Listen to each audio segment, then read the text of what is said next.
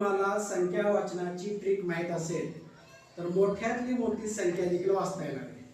तर आता बघा तुमच्या समोर पहिलं उदाहरण आहे, त्यानंतर दुसरं उदाहरण आहे ना. आपण असे मोठे उदाहरण पाहिलं की आपण गोंधळात पडतो, नेमकं वाचायचं कसं. तर वाचण्यासाठी अगोदर आपण काय करायचंय, काही त्यामध्ये बदल करणं अपेक्षित आहे. बघा, एकक दशक शतक, शतक नंतर कॉमा द्या,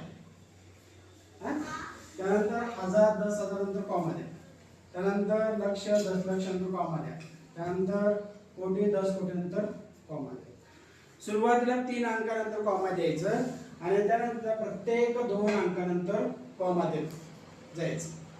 त्याच पद्धतीने इथे कॉमा द्या, इथे कॉमा द्या, इथे कॉमा द्या, इथे कॉमा द्या. ओके, कॉमा दिल्यानंतर आता आपल्याला संख्या वाचताना काही प्रॉब्लेम येणार नाही. ओके, तर आता पहिल्या कॉमा नंतर हजार असतं, हजारचं घर आहे, त्यानंतर लाखाचं घर असतं, त्यानंतर कोटीचं घर असतं आणि सगळ्यात शेवटी अब्जाचं घर असतं. म्हणजे काय, 5 अब्ज, 75 कोटी, 0 लाख, 0 लाख म्हणतो का आपण, नाही, 57,501. त्यानंतर बघा, हे हजारचं घर आहे, हे लाखाचं घर आहे, हे कोटीचं घर आहे आणि हे अब्जाचं घर आहे.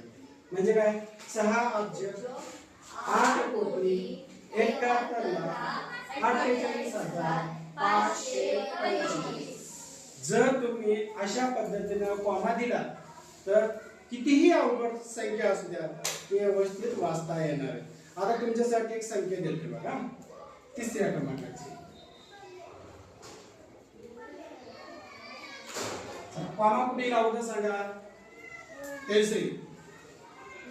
दोन्ही 9 आणि 3 च्या मध्ये. बरोबर, आणखी आणि 8 आणि 4 च्या मध्ये. बरोबर.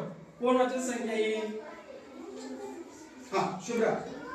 48,49,330. बरोबर आहे, बस खाली. कॉमा दिल्यानंतर लगेच आपलं उत्तर सांगता येते का नाही? म्हणजे काय करायचे, कोणतीही मोठी संख्या असेल तर अगोदर कॉमा द्या आणि त्यानंतर संख्या वाचा.